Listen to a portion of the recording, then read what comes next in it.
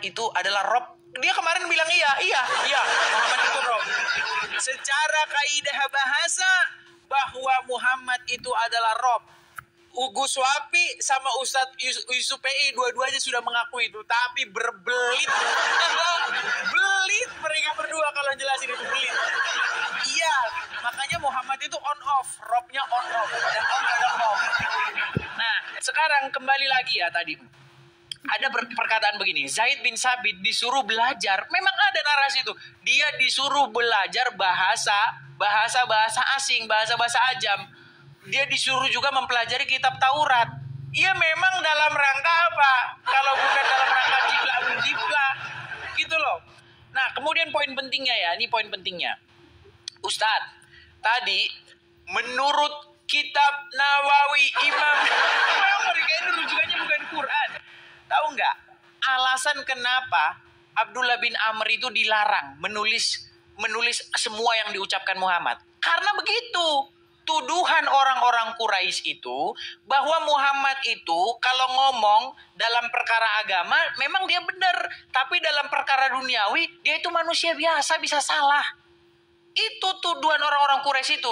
Lalu kata Abdullah bin Amr apa? Kata Muhammad, sesungguhnya demi Allah tidak keluar dari mulutku ini kecuali kebenaran. Jadi nggak ada Muhammad ngucapin perkara duniawi salah, terus ngucapin perkara agama benar, nggak ada. Mulut Muhammad cuman satu. Semua yang keluar dari mulut dia itu pasti benar. Mau itu perkara duniawi kayak mau perkara agama pasti benar. Gitu loh. Kok bisa-bisanya dia ngomong perkara agama, berarti dia ngomong perkara duniawi salah semua gitu. Lagi pula gini Ustadz. Di dalam Al-Quran dikatakan, kami beriman kepada apa yang diturunkan kepadamu dan kepada kami. Lantas mengapa sahabatnya sendiri Umar bin Khattab ketika membawa lembaran Taurat Muhammad malah marah-marah?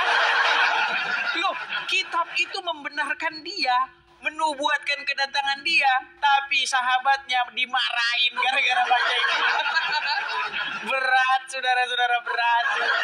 Memang gara-gara ketahuan nanti takut gak ada tanda kenabian adalah tompel. Berat, saudara-saudara.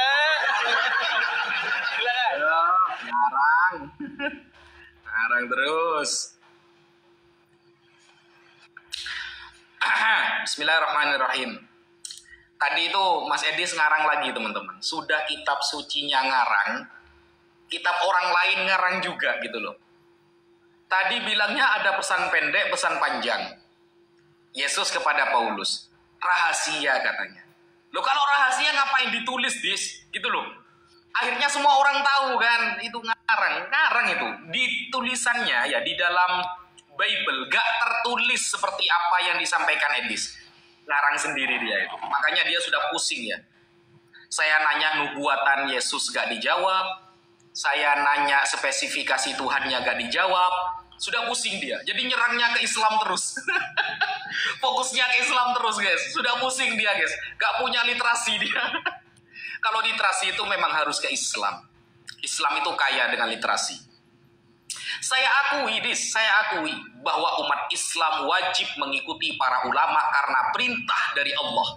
Perintahnya dari Allah. Innama yakhsyallaha min ibadihi al-ulama. Begitu. Ada perintahnya.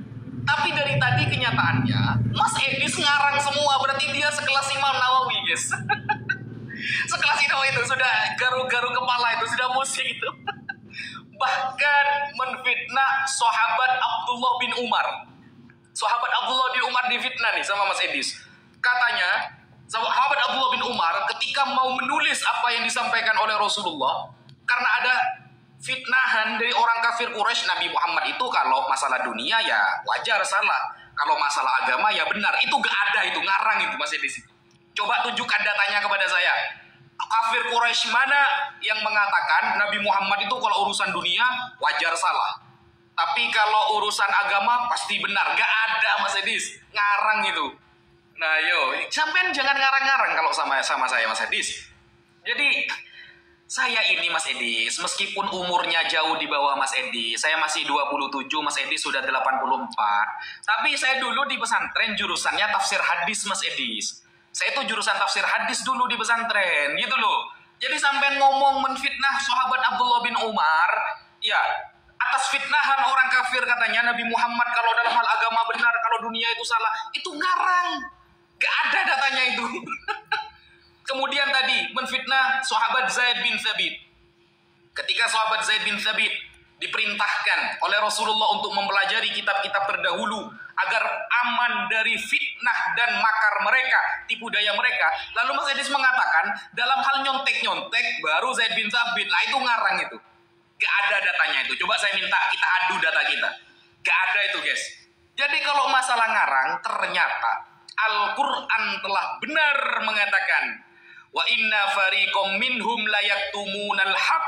Sebagian dari orang kafir menyimpan kebenaran saudara, dan mereka kerjaannya yuharrifuna amma wadhihi min ba'di ma aqaluhu wa hum ya'lamun.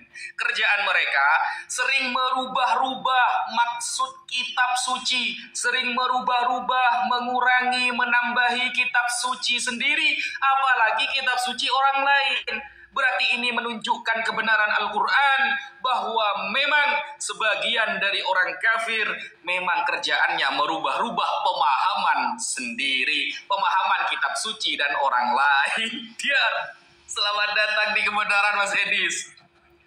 Dengan kekuatan Mas Edis sekarang yang mungkin sudah low, ya. Mas Edis itu tadi peci Mas Edis warnanya putih, guys. Awalnya putih, sekarang jadi merah. Karena sudah panas ya. Saya nanya nubuatan Yesus gak dijawab-jawab. Saya nanya spesifikasi Tuhan gak dijawab-jawab. Malah menyerang terus Nabi Muhammad dan para sahabat. Padahal semuanya sudah saya jawab dengan data yang lengkap. Kacamata Mas Edis tadi warnanya putih, jadi hitam. Karena tidak mau melihat kebenaran, saudara. Tidak mau melihat kebenaran. Mas Edis. Jadi, aduh ya Allah. Jadi begitu Mas Edis ya. Jawab dulu pertanyaan saya. Saya tekankan nubuatan Nabi Muhammad nubuatan Yesus yang diakui oleh Rabi Yahudi di dalam Perjanjian Lama. Karena Anda sudah mengatakan di awal bahwa keselamatan ini ada dari bangsa Yahudi.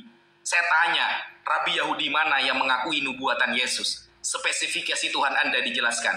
Setelah ini kita penutupan Mas Edis. Saya kasihan, kayaknya sudah ngantuk itu. Dari tadi menguap terus itu. Kupikir ada jawabannya, saudara. Ternyata tidak ada jawaban, saudara-saudara. Aduh, baik ya. Kita tanggapi. 5 menit dibagi 2 aja. Kasihan saya sama-sama. Wow, sudah mulai. Udah lelah dia mau kabur. Oh lanjut. Ayo kalau lanjut. Mau kabur dia, saudara-saudara. Jadi begini teman-teman ya. Kalau lanjut konon katanya Quran membenarkan kitab-kitab terdahulu, ya kan? Bahwa Muhammad itu dijelaskan oleh Muhammad, diungkapkan rahasia kepada Muhammad. Loh, kok malah nyuruh Zaid bin Sabit memata-matai? Bagaimana mungkin nabinya Allah malah nyuruh orang memata-matai kitab suci orang lain? Kenapa Muhammad nggak tanya sama Allah saja? Ya kan, malah nyuruh Zaid bin Sabit. Bukannya Allah ngasih tahu isi kitabnya orang ahli kitab itu bagaimana? Kenapa Allah nggak ngasih tahu Muhammad? Kenapa malah Muhammad nyuruh Zaid bin Sabit memata-matai? Berat, saudara-saudara. Terus yang kedua, jelas-jelas di dalam Al-Quran itu diperintahkan kami beriman kepada apa yang diturunkan kepada kami dan apa yang diturunkan kepada kamu. Tuhan kami dan Tuhan kamu adalah satu. Itu dalam Al-Quran. Di dalam Al-Quran disebutkan bahwa Muhammad itu dikenal oleh mereka lebih daripada anak kandungnya. Faktanya di lapangan apa? Adakah umat muslim bertanya kepada orang Yahudi tentang bagaimana Muhammad? Nggak ada. Coba sekarang pergi tanya sama orang-orang Yahudi. Orang-orang Yahudi, kenapa kalian tidak percaya sama Muhammad? Ya karena dia nabi-nabian. Nggak ada. Semua itu halusinasi. Semua itu karang-karangan. Sungguh kalian itu adalah umat yang sangat malang mempercayai hal semacam itu. Mana ada nubuat kenabian ada tompel. Dari mana? Sejak kapan Gus Wapi? Ada di dalam kitab Taurat tanda kenabian tuh tompel. Pura-pura ninja. Gimana? Gimana sih Gus Wapi? Coba, ketika Umar bin Khattab membawa kitab yang membenarkan Muhammad, yang namanya tertulis di sana, kenapa Muhammad malah marah-marah dia? Ngamuk Muhammad sampai katanya mukanya itu berubah dia. Ya, kenapa kamu Umar bin Khattab katanya? Lu, kalau saya jadi Umar bin Khattab, wahai Rasulullah, bukankah engkau mengatakan bahwasanya namamu tertulis di dalam kitab ini? Bukankah engkau mengatakan bahwa orang-orang Yahudi mengenal engkau seperti mengenal anaknya sendiri? Bukankah engkau mengatakan tanda kenabian itu adalah tompelmu? Karena sesungguhnya Muhammad takut ketahuan semua yang ada di dalam kitab itu bukan itu. Jadi beginilah Ustaz Ella, jujurlah. Coba, kalau ada sertifikat tanah nih ya, kalau misalnya ada sertifikat tanah, kamu ngomong begini, di dalam sertifikat itu tertulis saya Gus Wapi sebagai pemilik tanah itu. Datang orang BPN bawa sertifikat. Nah, bawa sertifikat. Gus Wapi marah-marah. Hei, apa kamu tidak percaya dengan ucapan saya bahwa saya pemilik tanah itu? Tidak cukupkah perkataan saya? Engkau percaya? Oh, tidak cukupkah? Bilang aja Gus Wapi di dalam tanah itu nggak ada namamu. Bilang aja di dalam sertifikat tanah itu namamu nggak ada. Makanya saya bilang Gus Wapi, walaupun Quran berkata bahwa membenarkan kitab-kitab sebelumnya, walaupun Quran berkata Muhammad tertulis di situ, mereka mengenal Muhammad seperti mengenal anak mereka sendiri, tapi faktanya ketika kitab itu dibawa oleh sahabatnya, saudara, yang bernama Umar bin Khattab, raut wajah Muhammad berubah, marah dia ketika sahabatnya membawa kitab yang konon membenarkan dirinya. Sungguh kamu termasuk orang-orang yang nekat, Wabi. Berat ini saudara, berat. Abis ini sudah minta sudahan ini saudara. Habis dia saudara, habis, berat. Bayangkan kitab yang membenarkan Muhammad ketika dibawa oleh sahabatnya, malah justru Muhammad marah. Padahal Quran sendiri memerintahkan umat muslim untuk beriman kepadanya. Sungguh, kamu ketahuan. Aduh, silakan Gus Wapi. Mana ini jawabannya ini? Berat. Aduh. Oke, bismillahirrahmanirrahim. Sepertinya kita 5 menit tidak mendengarkan jawaban tentang nubuatan Yesus sama sekali, saudara ya. Pertanyaan saya, nubuatan Yesus yang diakui oleh Rabi Yahudi mana? Saya minta satu saja ayatnya. Lalu selalu membahas tentang nubuatan Nabi Muhammad. Mas Edis kalau nggak bisa jawab, atau nanti kita buat tema yang baru nanti ya. Nubuatan Nabi Muhammad dengan nubuatan Yesus. Mana yang lebih kuat? Nah, mengakui nggak bisa jawab berarti. Bukan, boleh. Besok kan katanya mengakui nggak bisa jawab. Iya katanya. Gini Mas Edis, kalau ngobrol tentang nubuatan, iya katanya. Dengan bahasa melemah dia mengatakan oke lah katanya. Aduh, gak bisa jawab ternyata. Aduh. Nubuatan Nabi Muhammad itu bisa saya jelaskan secara detail dalam kitab-kitab terdahulu. Bisa, Mas Edis. Nanti kita tema selanjutnya, karena saya tidak mendengarkan jawaban sama sekali dari tadi, antara nubuatan Yesus dan nubuatan Nabi Muhammad. Itu ya temanya ya. Nanti ya, gak usah nangis lah. Jangan nangis Mas Edis. Kalau nangis.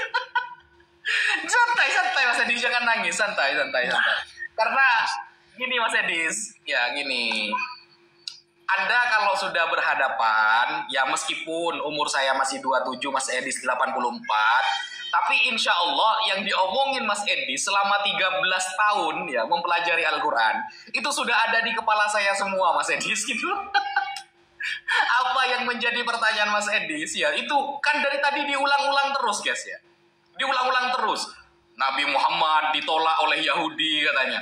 Loh, kalau Nabi Muhammad ditolak Yahudi itu wajar, Mas Edis.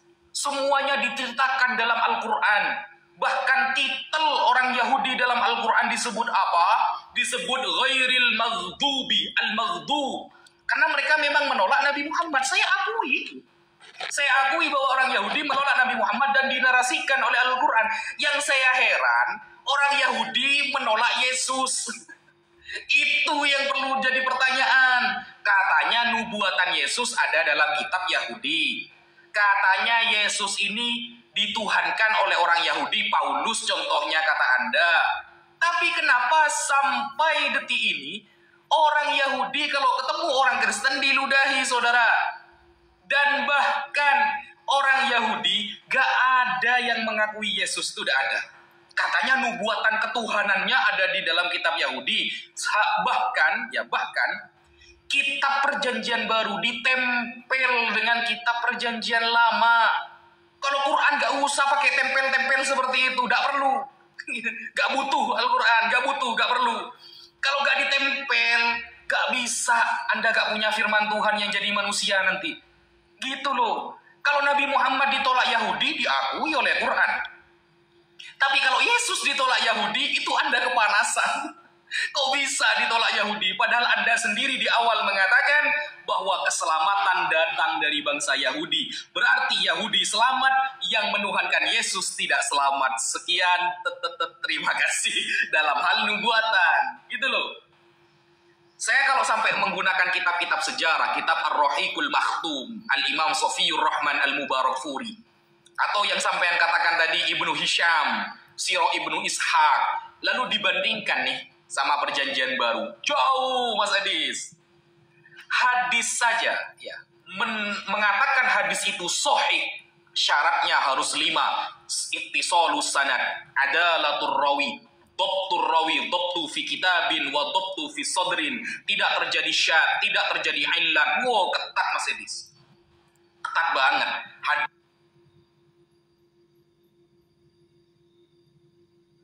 Hadis bisa dikatakan sahih harus melalui 5 survei dulu. Sanadnya sambung, adalah turawi, mulazamatut taqwa wal muru'ah. Orang bisa menjaga ketakwaannya, dobet cekatan, tidak terjadi syad. Antara rawi fiqh dah boleh bertentangan dengan rawi yang lebih fiqh, dah terjadi illat. Bible. Ada nggak Bible aturan seperti itu? Nggak ada, Mas Edis. Nggak ada. Makanya, mohon maaf Mas Edis, jangan pernah membandingkan Bible dengan hadis sahih. Dengan hadis dhaif saja tidak sebanding bagi kita, Mas Edis. Dia selamat datang di kebenaran, saudara. Kok ngantuk kayaknya Mas Edis ini, saudara? Ini ngantuk apa kepanasan? Kupikir ada jawaban tadi bagaimana Umar bin Khattab bawa kitab tapi nggak dijawab. Nggak dijawab di awal loh. Oke lah, baiklah. Karena Ustadz Wapi memang berat ya, pertanyaan itu berat, sama sekali tidak disentuh ya. Mereka malah lari ke sana kemari gak karuan. Ya itulah faktanya teman-teman. Jadi itu yang mau saya sampaikan adalah begini. Tadi Ustadz Wapi membahas-bahas hadis begini. Sebenarnya kan Ustadz Wapi ini mempromosikan sesuatu yang akan menampol dirinya sendiri. Dikatakan, jikalau terbukti bahwa pernah dia berdusta, bahkan kepada hewan saja dia berdusta, maka hadisnya ditolak. Betul? Betul nggak?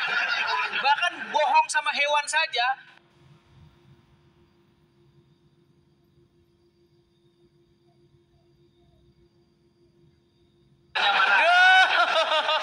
Udah nggak ada waktu kita.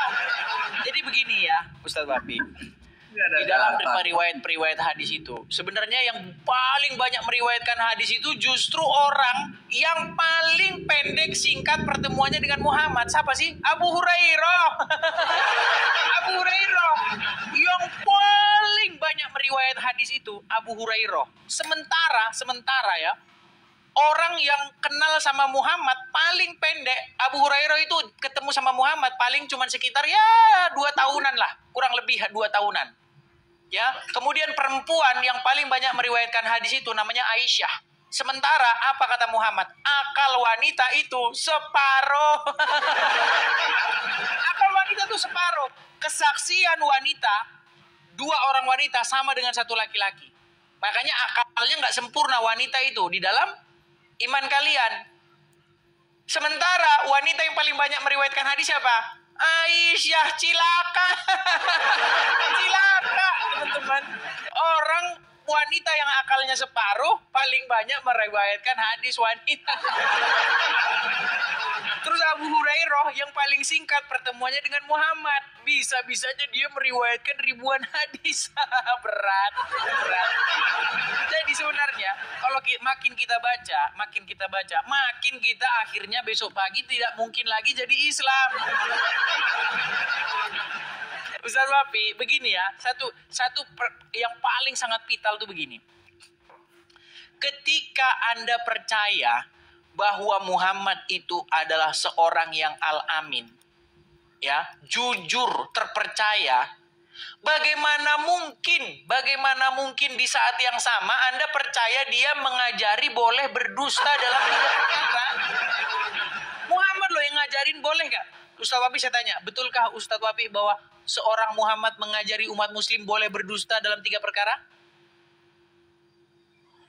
Lanjut dulu. Betul atau tidak? Itu. Berarti nggak berani misalnya cuma Betulkah Ustaz Wafi bahwa Muhammad mengizinkan umat muslim atau mengajari umat muslim boleh berdusta di dalam 3 hal? Betul? Ya, lanjut dulu. Nanti saya sampaikan dalilnya itu. Betul nggak? Loh, sampaikan datanya. Dia takut. Loh. Mana data kalau ditanya, Ustaz Wafi, betulkah Muhammad bergelar Al-Amin? Yo, Al-Amin, jujur, terpercaya. Ketika ditanya, betulkah dia mengajarkan boleh berdusta dalam 3 hal? Terdiam. Datanya keluar.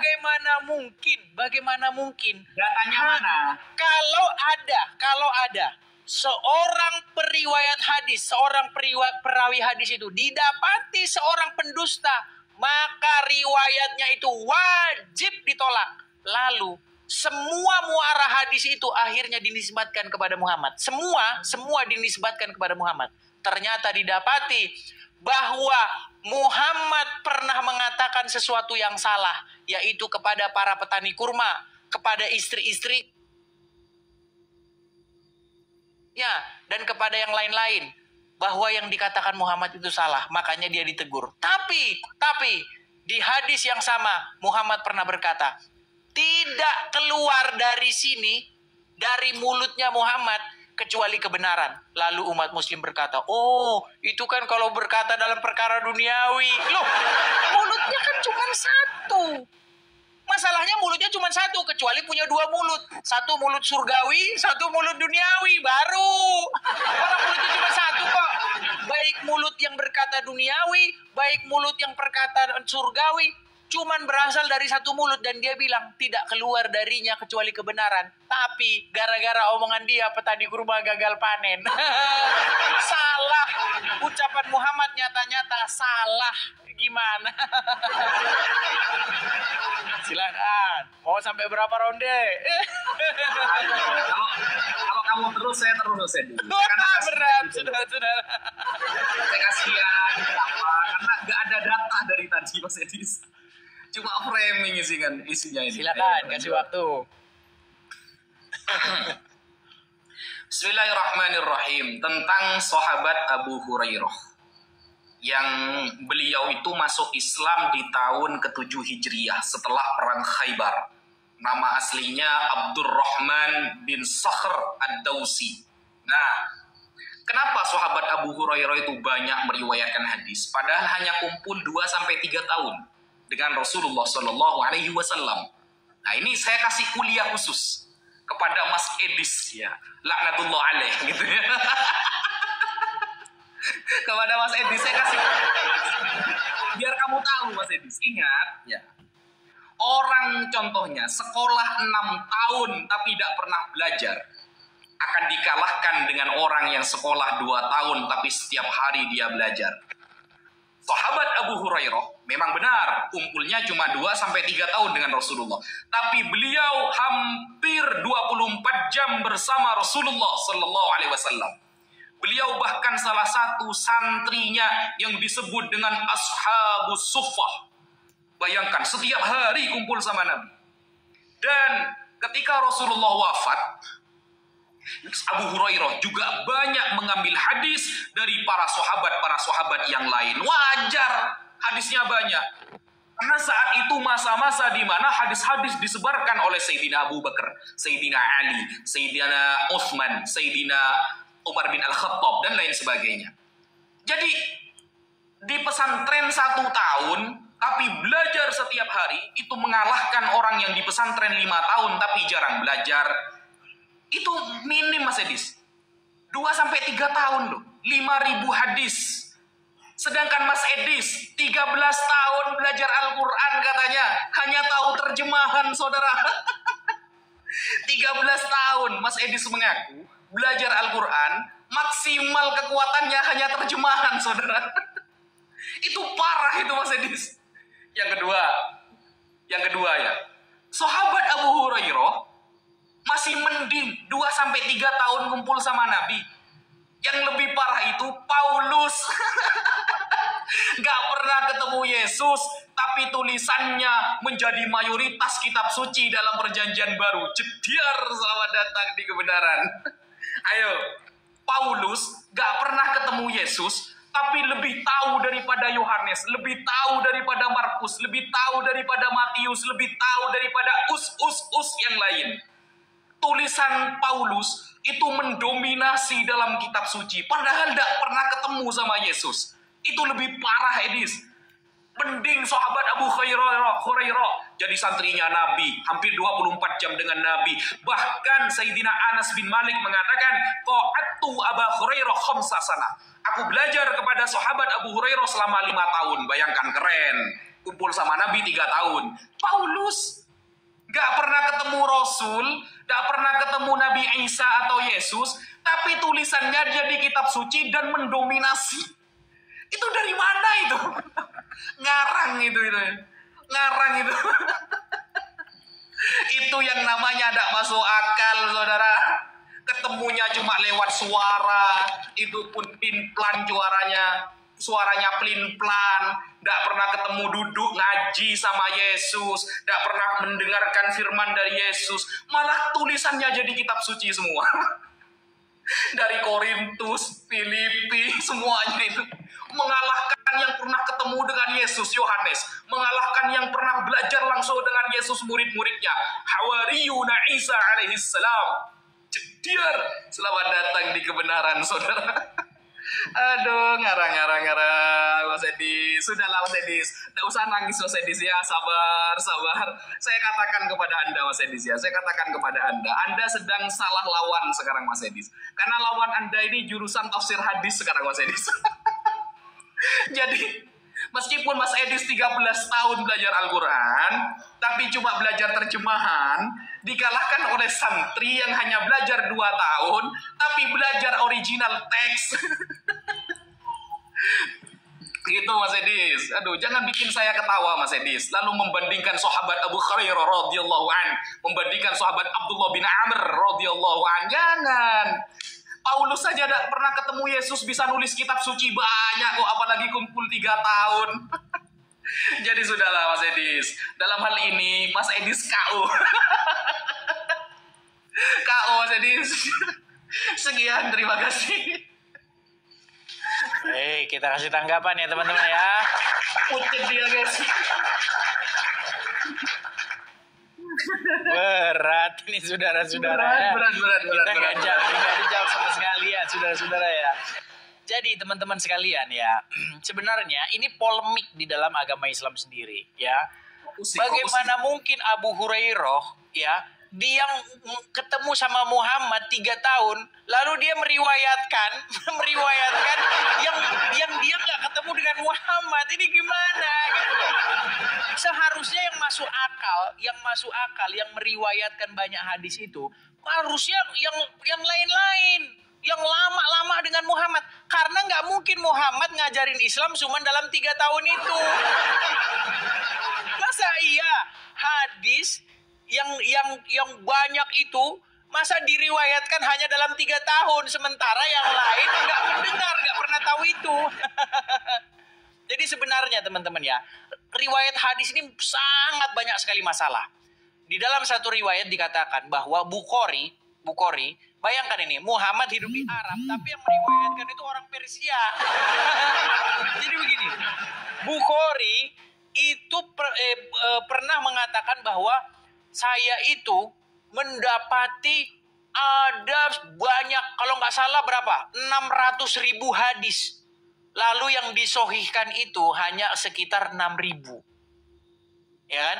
Artinya Buya Syakur pernah mengatakan hanya 0,1% saja riwayat yang beredar tentang Muhammad itu benar, yang lain bohong. Lalu Buya Syakur pernah menghitung itu.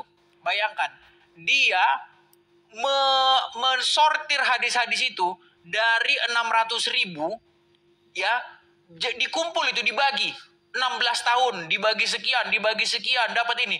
Artinya satu hari pernah dihitung oleh Buya Syakur, kalau tidak salah ya, tolong nanti dikoreksi. Satu hari Bukhari itu harus mensortir 15 hadis satu hari. Bayangin itu kapan naik otaknya, kapan dia nanya sama si Fulan, makanya dibilang, sangat besar kemungkinan bahwa hadis itu semuanya nggak ada yang benar. Iya, nggak ada yang benar. Gitu loh. Bahkan walaupun sudah ada hadis, kalau ditanya, coba, yang mana yang benar? Mazhab Hanafi, Hambali, ya, atau Syafi'i? Ketika membaca basmalah, bacaannya dibaca yang benar, yang mana? Oh, menurut mazhab ini, basmalahnya nggak boleh dibaca waktu Al-Fatihah. Menurut ini, oh boleh dibaca, tapi pelan. Ya kan? Makanya beda-beda. Udah ngikutin hadis pun masih beda-beda. Tata cara Muhammad sholat sampai sekarang belum jelas. Makanya Buya Syakur pernah berkata, sesungguhnya kita tidak pernah sungguh-sungguh tahu bagaimana cara Nabi sholat. Tidak pernah tahu. Gitu loh. Walaupun sudah dikarang hadis, saya pernah membuat satu teori. Saya pernah bilang begini, munculnya hadis adalah suatu ketidakpuasan Muslim akan Al-Quran. Ya, kalau ini teman-teman ya, saya akan menerbitkan lagi sebuah buku ya. Asal usul munculnya hadis ini. Sebenarnya Muslim itu tidak puas dengan Al-Quran, karena Al-Quran membisu atas jawab pertanyaan-pertanyaan yang tidak terjawab. Contoh, boleh nggak bertato? Nggak ada di Quran, ya kan? Boleh nggak hukumnya makan anjing? Nggak ada di Quran. Makanya mereka memunculkan yang namanya hadis, karena mereka tidak puas dengan Al-Quran, bahwa Al-Quran tidak memberikan jawaban-jawaban. Sunat nggak ada. Makanya dimunculkan hadis. Makanya kalau kita membaca hadis itu seolah-olah Muhammad tuh tukang ngomong sendiri. Iya, kalau kita baca hadis seolah-olah Muhammad tuh tukang ngomong sendiri. Gak ada angin, gak ada petir, Muhammad ngomong. Sesungguhnya Allah telah memilih Kinanah dari Bani ini, kemudian memilih Bani Qusay, kemudian dan memilih Ibrahim. Muhammad ngeriwayatin di anunya sendiri, nasabnya sendiri, gak ada angin, gak ada petir.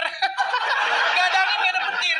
Makanya diduga kuat banyak sekali hadis-hadis palsu, ya, karena mereka nggak punya gimana nih Muhammad nasabnya gimana nih, bagaimana mengaitkan Muhammad dengan Ibrahim? Dikarang lah, tak ada hujan, tak ada petir, tak ada ini, Muhammad ngomong sendiri, sesungguhnya Allah telah memilih Kinana, memilih itu. Nah, kemudian tulisan-tulisan Paulus, kenapa tulisan Paulus bisa begini? Jangankan begitu, bahkan tulisan Paulus masuk hadits qudsi. Gimana sih? Apa yang tidak pernah dilihat oleh telinga, tidak pernah terdengar telinga, tidak pernah dilihat mata, semua disediakan Tuhan bagi orang-orang. Ada di hadits qudsi. Udah beda mukanya. Mana ini Mas Edi sini? Oke lah, sesi terakhir Pak Ustadz, karena kita ada mau kegiatan nanti. Waduh, mau kabur dia guys. Bukan, udah lama loh kita pasti nggak selesai. Udah berapa jam ini kita? Oke. Jadi begini teman-teman ya. 4 jam. Bismillahirrahmanirrahim. Jadi bedakan ya siapa yang hampir 24 jam bersama Rasulullah dengan sahabat-sahabat yang jarang ketemu Rasulullah. Makanya ashabus suffah dibuka Mas Edis. Makanya saya kalau ngobrol itu dibuka literasinya. Ashabus suffah, santri Rasulullah Sallallahu Alaihi Wasallam, murid Rasulullah Sallallahu Alaihi Wasallam, muridnya 3 tahun hampir 24 jam ketemu Nabi, yang mengalahkan yang 20 tahun ketemu Nabi tapi jarang-jarang Mas Edis.